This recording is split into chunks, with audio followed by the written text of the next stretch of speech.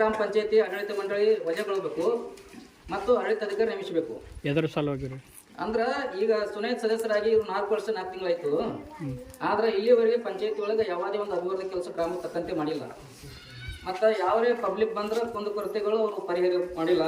ಮತ್ತು ಯಾವುದಕ್ಕೊಂದು P D ಅವರು ಅಲ್ಲಿ ಮತ್ತು ಚೇರ್ಮನ್ ಅಲ್ಲಿ ಹರಿಕೂತು ಕೊಟ್ಟು ಬಂದಾರ. ಯಾಕಪ್ಪ ಅಂದ್ರೆ ಏನು ಕೊಟ್ಟಾರಪ್ಪ ಅಂದ್ರೆ ಇಲ್ಲ ಇಲ್ಲಿ ನಮ್ಮ ಪಂಚಾಯತಿ ಬಂದದ ನಮ್ಮ ತಕರಾರು ನಡೆದದ, ಇಲ್ಲಿ ಏನು ಕೆಲಸಗಳು ಇಲ್ಲ ಬಂದವ ಮತ್ತು ಚಾಲು ಅಲ್ಲಿ ಮಾಡ್ತೀವಿ ಅಂತ ತಪ್ಪತ್ತು ಬಂದಾರ. ಹಿಂಗಾಗಿ ಊರಿಗೆ ಬರತಕ್ಕಂಥ ಅನುದಾನ ಬಂದಿಲ್ಲ.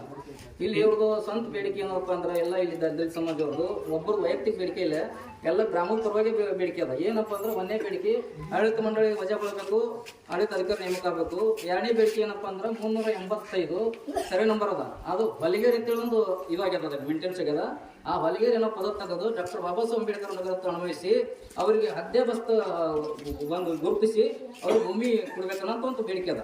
ಎರಡನೇದು ಏನಪ್ಪ ಅಂದ್ರೆ ಊರಿನಾಗ ಭಾಳ ಹೊಲಸು ವಾತಾವರಣ ಅದ, ಅದಕ್ಕೆ ಒಳಚರಣೆ ನೇಮಿಸ್ಬೇಕಂತ. ಒಳಚರಣೆ ಅಂದ್ರೆ ದಲಿತರಿಗೆ ಸಂಬಂಧಪಡಲ್ಲ, ಇಡೀ ಆ ಸಮಾಜಕ್ಕೆ ಸಂಬಂಧಪಡ್ತದೆ.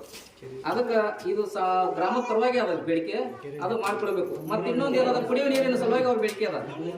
ಕುಡಿಯುವ ನೀರಿನ ಸಲುವಾಗಿ ಬೇಡಿಕೆ ಅಂದ್ರೆ ಕುಡಿಯೋದೇನು ದಲಿತ ರಟ್ಟೆ ಕುಡಿಯಲ್ಲ, ಅದಕ್ಕೆ ಕೆರೆಗೆ ನೀರು ಅದ, ಸತತವಾಗಿ ಕೆರೆ ತುಂಬ ಯೋಜನೆ ಮಾಡಬೇಕು.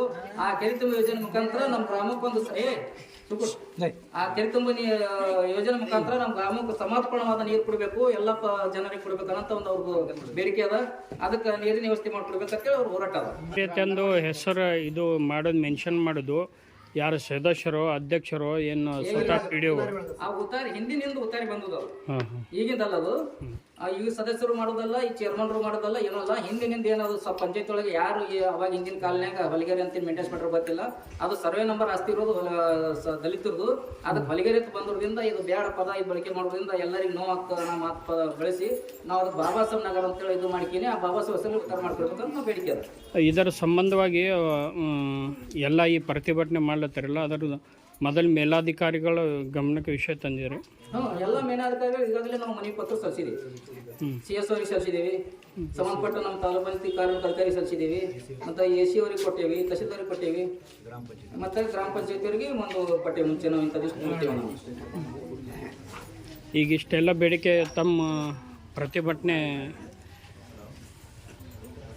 ಎಲ್ಲಿ ತನಕ ನಾವು ಮಾಡ್ತಿರೋದು? ಈ ಬೇಡಿಕೆಗಳು ಇಲ್ಲಿ ಏನಪ್ಪ ಅಂದ್ರೆ ಈಗ ನಾವು ಏನು ಬೇಡಿಕೆ ಇಟ್ಟಿದ್ದೀವಿ, ಈ ಬೇಡಿಕೆ ಇರುವವರೆಗೆ ನಾವು ಪ್ರತಿಭಟನೆ ಮಾಡಬೇಕು, ಧರಣಿ ಸತ್ಯಾಗ್ರಹ ಮಾಡಬೇಕು ಅಂತ ನಮ್ಮ ಉದ್ದೇಶ.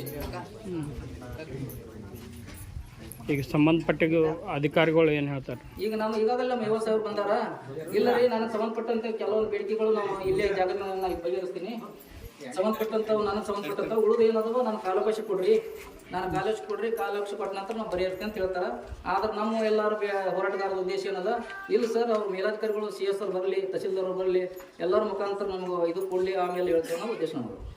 ಬಿಸಿಲದಿಂದಾಗ ಅಂತ ಬಿಸಿಲಾಗ ಕೂತ್ಗೆ ಅಂಗನವಾಡಿ ಮಕ್ಕಳು ಸಾಲಿ ಕರೀತಾರೆ. ಒಂದು ಹುಡುಗರು ಅಂಗನವಾಡಿಯಾಗ ಟೀಚರ್ಗಳು ಕರ್ಕೊಂಡೆ ಒಯ್ಯಲ್ರಿ ಅವ್ರು ಹೊಟ್ಟೆ. ನಮ್ಮ ಮಕ್ಕಳು ಬಿಟ್ಟು ನಾವು ಕೆಲ್ಸಕ್ಕೆ ಹೋಗ್ತೇವ್ರಿ, ಅವ್ರು ಬರೀ ಮೊಬೈಲ್ ನೋಡ್ತಾರ್ರಿ. ಅಂಗನವಾಡಿಯಾಗ ಸಾಲಿ ಕಲ್ಸಲ್ರಿ ಇಲ್ಲಿ ಮಂದಿ. ಅಂಗನವಾಡಿ ನೋಡಕತ್ತಿ ನೋಡ್ರಿ, ನಮ್ಮ ಊರಾಗ ಎಂತದಾದ್ರಿ, ಎಲ್ಲ ಕಡೆ ಎಂತದಾದ್ರಿ, ನಮ್ಮ ಊರಾಗ ನೋಡ್ರಿ ಎಂತದ ಅಂಗನವಾಡಿ.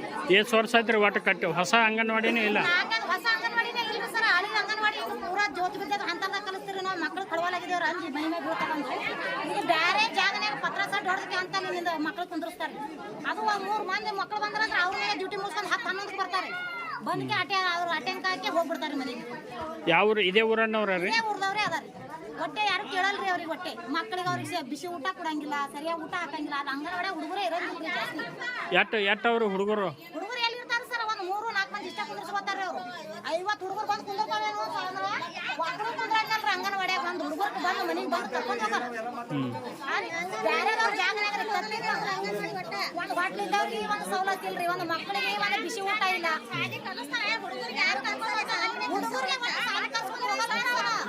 ಅವ್ರು ಬಾರಕ್ ಬರ್ತಾರ್ರಿ ಅಂಗನವಾಡಿಗೆ, ಬಾರಕ್ ಬಂದು ಅಟೆಂಡ್ ಬರ್ತಾರೆ, ಅನ್ನ ಹಾಕ್ತಾರ ಹೋಗ್ಬಿಡ್ತಾರ. ಮಕ್ಕಳಿಗೆ ಹಾಕಿ ಯಾವಾಗ ಬರ್ತಾರ ಯಾವಾಗ ಹೋಗ್ತಾರ ಗೊತ್ತೇ ಆಗಲ್ರಿ ಮಕ್ಳ ದಿನ ಅಂಗನವಾಡಿ ನೋಡಿ ಅವ್ರ ಖರ್ಚು ಯಾಕಂದ್ರೆ ಮಕ್ಳು ಕರ್ಕೊಂಡ್ ಶಾಲೆ ಕಲಿಸ್ಬೇಕನ್ನದ್ರಿ ಒಬ್ಬೊಬ್ರು ಮಾತಾಡ್ರಿ ಹೇಳ್ರಿ ನೀವು ನಮ್ಮ ಯಶಿ ಒಣನವ್ರು ಬಿಟ್ಟು ಸಾಲಿ ಕಲ್ತಾರ ಸರ್ ಪಂಚಾಯತ್ಯಾಗ ಒಟ್ಟು ಮಂದಿ ಎಲ್ಲ ಅವ್ರು ಊರನ್ ಮಂದಿದೆ ಕಾಸ್ಟ್ ಮಂದಿದ್ರಿ ನಾವು ಯಶಿ ಮಂದಿ ನಮ್ಮ ಮಕ್ಕಳು ದಂಡ ಸತ್ತವ್ರಿ 4 ಮಕ್ಳು ತೊಂದು ಜೀವನ ಮಾಡ್ತೇವ್ರಿ ನಾವು ದಿನ 200 ರೂಪಾಯಿ ದುಡಿಲಕ್ ಹೋಗ್ತೇವ್ರಿ ಸರ್ ಒಬ್ಬರಿಗೆ ಸುಮ್ ಗಂಡ ಸತ್ತವ್ರಿ ಕಸ ಹುಡುಗ್ಲಕ್ ಹಚ್ಬೇಕಿಲ್ರಿ ಅಷ್ಟು ಮಂದಿ ಅವ್ರೇ ರೀ ನಮ್ ಯಶಿ ಮಂದಿಗೆ ನಮ್ಗೆ ಎಲ್ಲಿ ಇಡ್ಬೇಕು ಅಲ್ಲೇ ಇಟ್ಬಿಟ್ಟಾರ ಪಂಚಾಯತ್ ನಮ್ಮ ಮಂದಿನೇ ಮಾಡ್ಕೊಡಂಗಿಲ್ರಿ ಒಳಗ ನಮ್ಮ ಮಂದಿನೇ ಇದು ಮಾಡ್ತಾರೆ ಚೂಚದ ಈ ಪಿಡಿಯಾಗ ಚೂಚದ ಗಪ್ಪ ಬಿಡುವ ಫೋನ್ ಹಚ್ಚದ್ರಿ ಇವ್ರು ಬರೇ ಬಿಜಿ ಇರೋದ್ರಿ ಯಾರ ರೊಕ್ಕ ಕೊಡ್ತಾರ ಅವ್ರ ಮನೆಗೆ ಹೋಗಿ ಪಾರ್ಟಿ ಮಾಡೋದ್ರಿ ಅವ್ರ ತರ್ಪಲಿನ ಜಾಗ ಮಾಡೋದ್ರಿ ಈ ಬಿಡುವೆ ಬ್ಯಾಡ ನಮ್ಮ ಊರಿಗೆ ಇಲ್ಲಿ ಬಂದ್ರೆ ಮರ್ಯಾದೆ ಗಪ್ಪಗೆ ಮಾಡ್ಕೊಂಡು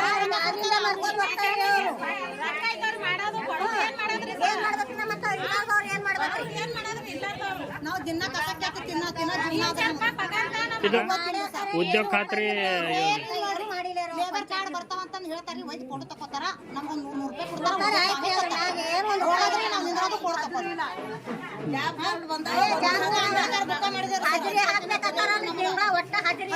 ಇಲ್ಲಿ ಪಂಚಾಯತ್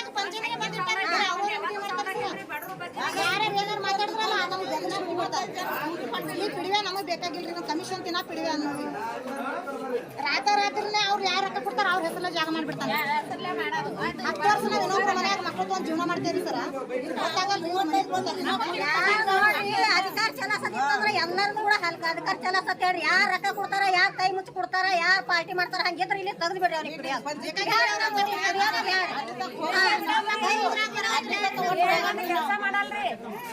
ಅಲ್ಲಿ ತಕ ಹೋಗಲ್ರಿ ಅದು ಸದ್ಯಕ್ಕೆ ಕೂಡಿ ಕೂಡ ಮನೆ ಒಟ್ಟು ಬಿಡುಗಡೆ ಮಾಡಲ್ಲ ಯಾರು ಬೇಕಾದವ್ರಿಗೆ ಅವ್ರಿಗೆ ಬಿಡುಗಡೆ ಮಾಡ್ತಾರ ಒಟ್ಟೆ ಬಿಡುಗಡೆ ಮಾಡಿಲ್ರಿ ಮನಿನೇ ಆಗಿಲ್ರಿ ಒಟ್ಟೆ ಕುಡಿಯೋ ನೀರಿನ ವ್ಯವಸ್ಥೆ ಹೆಂಗದ್ರಿ ಕುಡಿಯೋ ನೀರು 2 ದಿನ ನೋಡ್ರಿ ಮೋಟರ್ ಸತ್ತು ಸುತ್ತಾದ್ರೆ ಕೆರಿ ಫ್ರೀ ಆ ಕಡೆ ಹೋಗ್ತಾನೆ ನೀವು ಮಾಡತ್ತಿದ್ದಾರೆ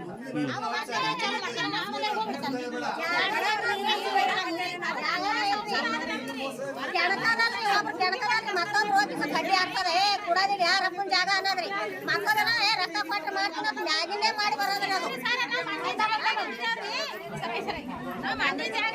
ನಮ್ಗೆ ಜಾಗ ಇಲ್ರಿ ನಾಳೆಗೆ ಅವ್ರು ಎದ್ದು ಹೋಗಂದ್ರು ಸರ ನಾವ್ ಎದ್ದು ಹೋಗಂದ್ರೆ ಎದ್ದು ಹೋಗೋದ ನಾಳೆ ಬಂದಿಲ್ಲ ಪಂಚಾಯತ್ ನಾವು ಬಾಂಡೆ ಹಣ್ಣೆ ಇಟ್ಕೊಂಡು ಮಕ್ಳು ನಮ್ಗೆ ಇಟ್ಟಿಟ್ಟು ಮಕ್ಳು ಇಲ್ರಿ ನಾವು ನಾಳೆಗೆ ಪಂಚಾಯತಿ ಬರ್ತೀನ್ರಿ ನಾ ಒಟ್ಟು ಬಾಂಡೆ ಹಣ್ಣು ಅವ್ರ ಜಾಗದವ್ರು ಎದ್ದು ಹೋಗಂದ್ರೆ ಐತೆ ಎದ್ದೇ ಬರೋದಾದ್ರಿ ಈಗ ನಿಮ್ಗೆ ಏನೇನ್ ಸವಲತ್ತುಗಳು ಬೇಕ್ರಿ ನಮ್ಗೆ ಜಾಗ ಇಲ್ರಿ ಸರ ನಮ್ಗೆ ಜಾಗ ತೊಗೊಂಡ್ ಮನೆ ಒಟ್ಟ ಸವಲತ್ತು ಇಲ್ರಿ ಎಲ್ಲಿ ಬೇಕಾದ್ರೆ ನೋಡ್ತೇವ್ರಿ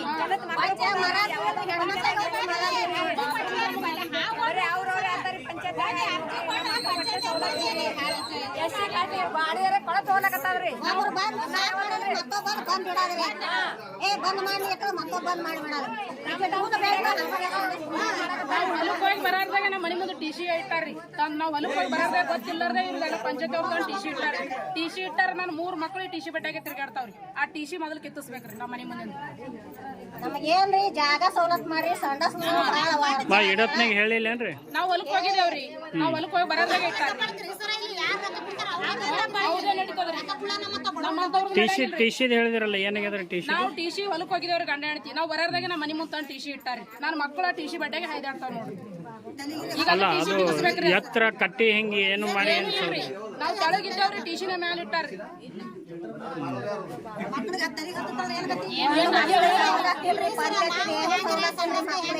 ನಮ್ಮ ಹರ್ಯಾಗ ಮಕ್ಕಳವೇನು ಅವ್ರೇನು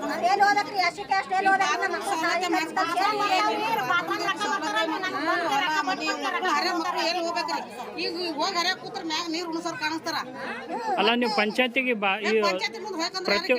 ಪ್ರತಿಯೊಂದು ಊರಾಗ ಶೌಚಾಲಯಗಳು ಹೆಣ್ಮಕ್ಳಿಗೆ ಅದಾವ ಅಂತ ಹೇಳಂದು